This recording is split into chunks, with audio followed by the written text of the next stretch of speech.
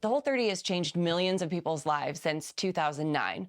And despite the enormous amount of resources we've created for the program over the last 14 years, there are still a lot of misconceptions about the Whole30.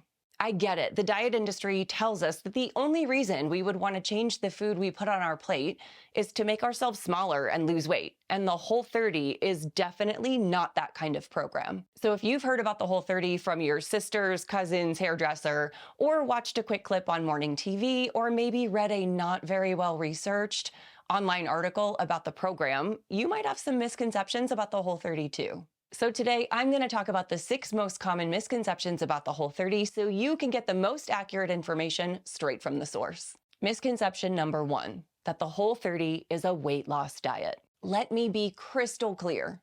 The Whole30 was not designed for weight loss, and it is not a weight loss approach. In fact, in 2022, we were able to successfully remove the Whole30 from US News and World Report's best weight loss diet rankings.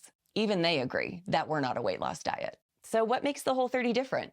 Well, for one, you don't restrict calories on the Whole30. You're not weighing or measuring or tracking or counting your food or macros or calories on the program. You're eating to satiety, 3 or 4 meals a day, snacks whenever you need them, with a balance of all 3 macronutrients with each meal: protein, fat, and carbohydrates. We're not skipping meals. We're not replacing meals with pills, powders, or shakes. The Whole30 is not a weight loss diet. During the program, participants are encouraged to focus on non-scale victories, all of the wonderful things that can happen in your life when you change the food you put on your plate that have nothing to do with the scale. In fact, one of the rules of the Whole30 says you can't step on the scale for 30 days. I know that people come to the Whole30 wanting to lose weight. I know that. And I honor that. You should be able to do with your body as you choose. But Whole30 does not provide guidance, support, or resources around losing weight with our program. And I highly encourage you to embrace a different mindset when it comes to food, your body, and the impact of your diet on your physical and mental health while you're on the program. Misconception number 2. The Whole30 isn't sustainable. This one really confuses me because it's called the Whole30, not the Whole365. It's not meant to be sustainable. The Whole30 isn't prescriptive. We don't think you should eat like this forever.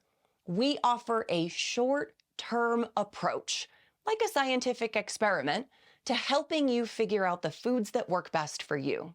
Whole30 is a short-term elimination diet designed to help you identify food sensitivities, create new healthy habits with food, and re-establish a healthy relationship with food. The elimination portion of the program is followed for 30 days, followed by a 10 to 15-day period of reintroduction. Following reintroduction, you'll have enough knowledge about the way foods work in your system to create the ideal, sustainable, long-term diet for you, whatever that looks like. We call that your food freedom. Misconception number 3, the Whole30 cuts out healthy food groups like whole grains and dairy. And I think it would be easy to look at the Whole30 and assume that we're eliminating those food groups because we think they're bad.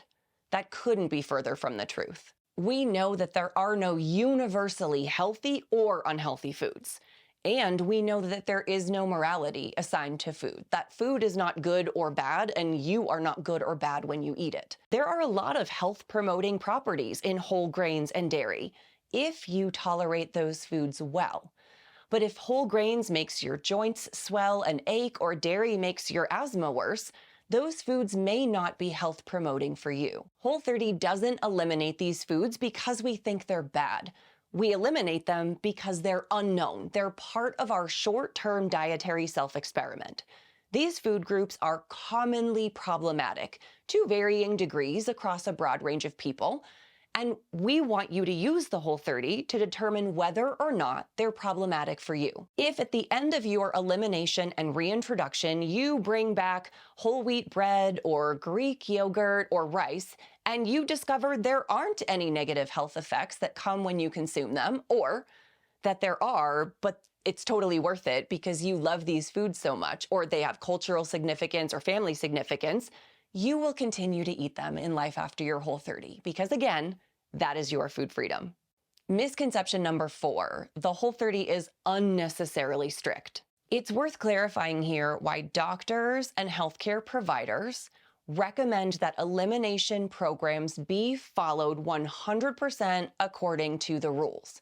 And that's because when you're trying to identify a food sensitivity, the best health outcomes come when you strictly adhere to the elimination protocol. During the elimination phase of the Whole30, you'll be eliminating commonly problematic food groups and see what the elimination of these food groups does to your energy, sleep, mood, cravings, digestion, aches and pains, joint pain and swelling, and symptoms of conditions like asthma, allergies, acne, or anxiety. Think of it like a short-term scientific experiment where you completely eliminate these food groups 100% to evaluate what the absence of these potentially problematic foods does to your health and your quality of life.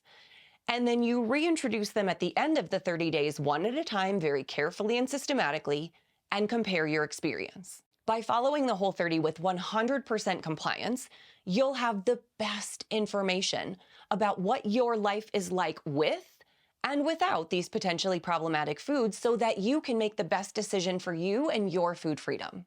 And yes, if you do eat or drink something from the elimination group during those 30 days, we and our medical advisors do encourage you to start the program over. That's not because we're unnecessarily strict. It's because elimination protocols are most effective when they're followed by the books, and physiologically and psychologically, I want you to have the experience of committing to something for 30 days and seeing that commitment through. Misconception number 5, you'll miss out on key micronutrients during your Whole30. I do often hear concerns about whether participants will get enough fiber or calcium while they're doing their Whole30. And I think it's a common misconception that you need grains or legumes for fiber or dairy for calcium. What's everyone with lactose intolerance supposed to do? Our registered dietitians have done many comparisons of a typical day of Whole30 eating against a perfectly portioned My Plate according to the USDA. And in almost every single category, the Whole30 comes out on top. You'll get plenty of fiber from the vegetables and fruit that you're eating, and those are a much more nutrient-dense source of vitamins and minerals than bread or cereal. And even if you're not eating dairy, you'll still get calcium from leafy greens, bone broth, and nuts and seeds. In addition, you'll be eating far less added sugar and sodium because the Whole30 eliminates so many forms of processed foods. Also remember, the program is only 30 days, and if at the end of your Whole30 you decide to go back to your whole grains or your dairy, that's great. If you have specific micronutrient concerns while you're on the 30-day elimination, talk to your healthcare provider who can recommend a supplement regimen that's right for you. And finally, misconception number 6 about the Whole30. What are you supposed to do when the 30 days are over? This might be one of the easiest misconceptions for me to refute because I happen to have a book right here called Food Freedom Forever that is all about life after your Whole30. Food Freedom Forever outlines my 3-part plan for taking what you've learned on the Whole30 and turning it into a delicious, satisfying, sustainable diet for you according to your definition of health. Also, Whole30 offers tons of free support on our website, newsletter, and social media feeds for your food freedom and life after your Whole30. In fact, most people who do the Whole30 stick around the Whole30 community long after their program is over. Continuing to share about your Whole30 experience helps to motivate and inspire others who are new to the program. It reinforces your growth mindset, and it continues to provide you with support, resources, and guidance to help you refine your food freedom plan. I hope this video has cleared up some common misconceptions you may have had about the Whole30, and I hope you've learned more about the structure and benefits of an elimination program like the Whole30. We would love to welcome you into the Whole30 community, whether you do our original Whole30 designed for omnivores or our plant-based Whole30 designed for vegans. Share this video with your bestie, a coworker, your sister's cousin's hairdresser, or anyone you would want to do the Whole30 with.